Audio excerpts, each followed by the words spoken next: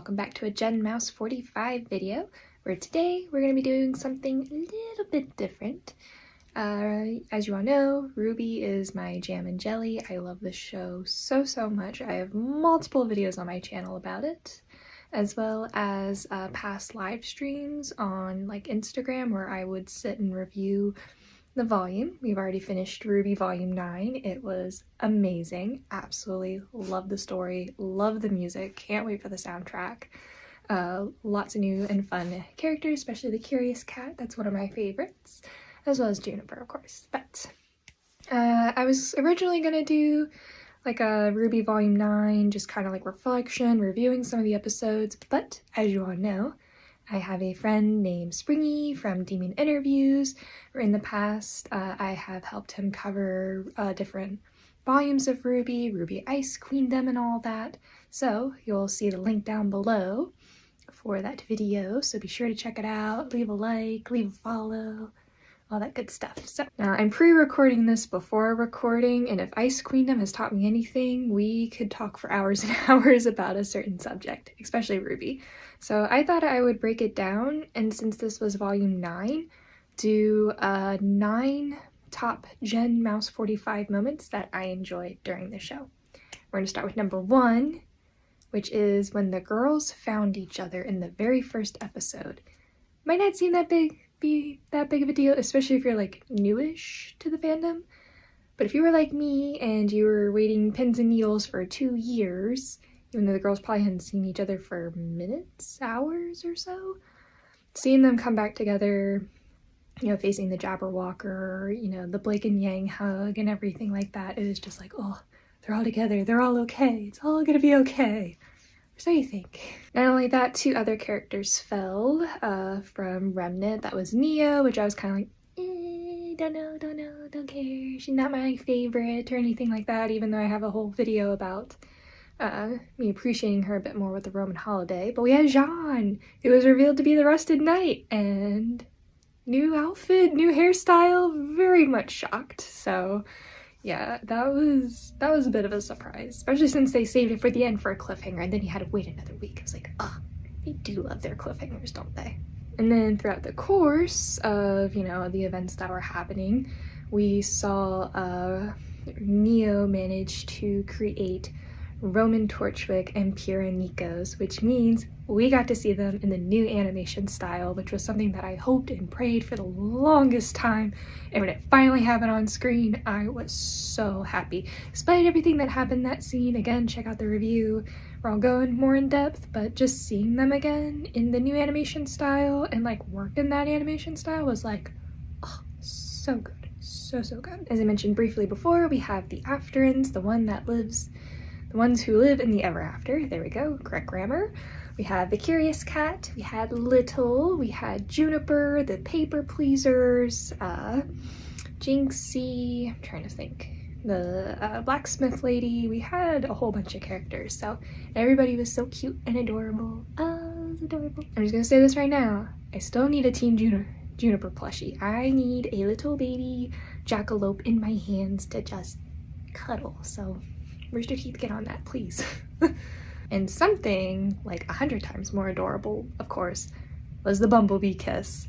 Oh my gosh. I have a Mitsuri pillow that I got from a convention. I was hugging the stuffing out of Mitsuri. She would have loved it too. She would have encouraged them on.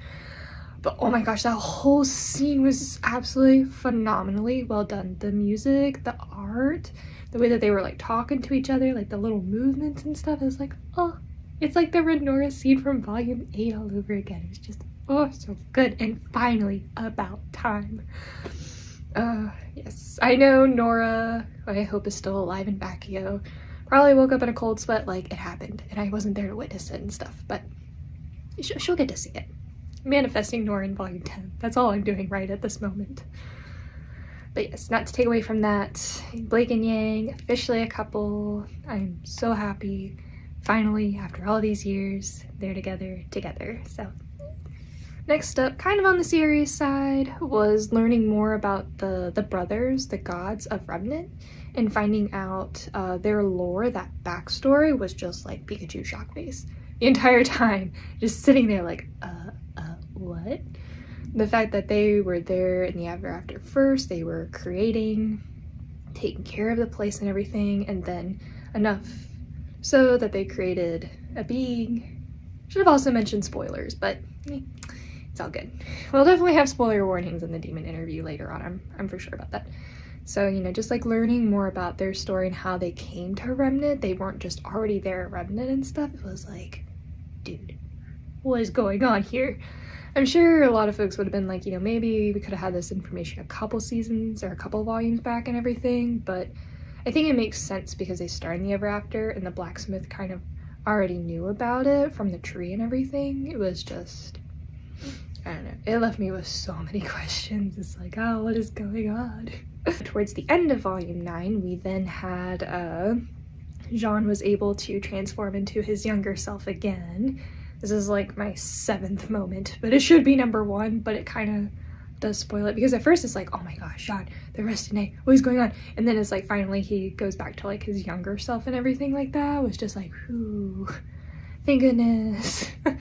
I was pretty impartial to the rested night look. I was kind of like, I really like his Atlas outfit and everything like that. So I was like, oh, thank goodness. The white streaks in the hair I think is very good. I think he will keep like his combat training that he learned in the Ever After, like those knowledge and skills. I think he's gonna have that. And Ren and Nora, after they hug the stuffing out of him, are going to be like so shocked at how he's like grown as a leader and a fighter. Team Juniper reunion, let's go. I am manifesting. Alrighty, number 8. Ooh, we're almost there. Number 8 would be the first look at Vacchio. Of course, reading the books, I kind of like have like an image because I'm a very visual reader.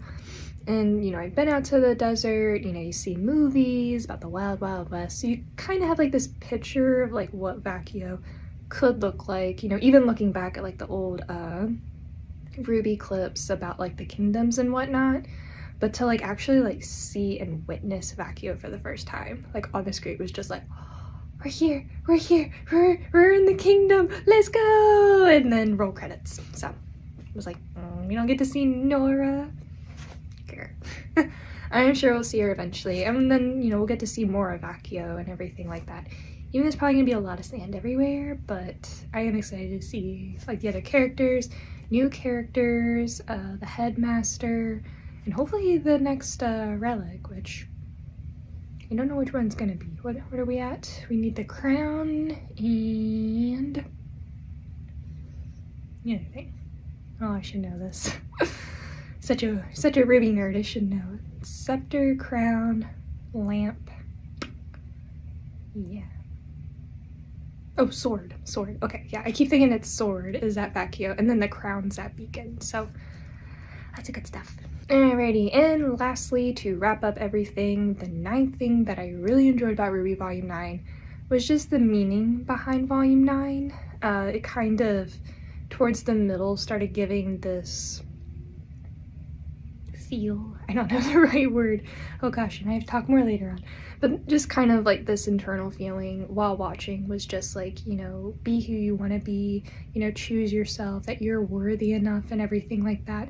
Like, that's the message that I kind of got with Volume 9, especially with RWBY trying to figure out who she wanted to be. Was she a huntress? You know, this question that kept going around, you know, what are you? Not who are you, but what are you? Like, what is your purpose? What do you do for yourself and for the world? So I was like, well, that's some really heavy stuff for a fairy tale, but that's RWBY for you. So good stuff. Alright, and with that kind of sums up this little top 9 moments of Volume 9 Jenmouse45 style. So let me know in the comments what were some of your favorite moments from Volume 9. Make sure after this video you go check out down below. I don't know why I'm doing this. So used to Cosplay Tea Time pointing to somebody next to me. No one's next to me. Well, except for Somewhat 2.0. We have her wearing the Coney wig. So yes, I did enjoy RWBY Volume 9. I'm looking forward to RWBY Volume 10. I've got so many theories, so many ideas. My number one thing being I need to make sure that Nora is alive and well. Also Ren and Oscar and everybody else, I'm sure, but Nora is like priority 1.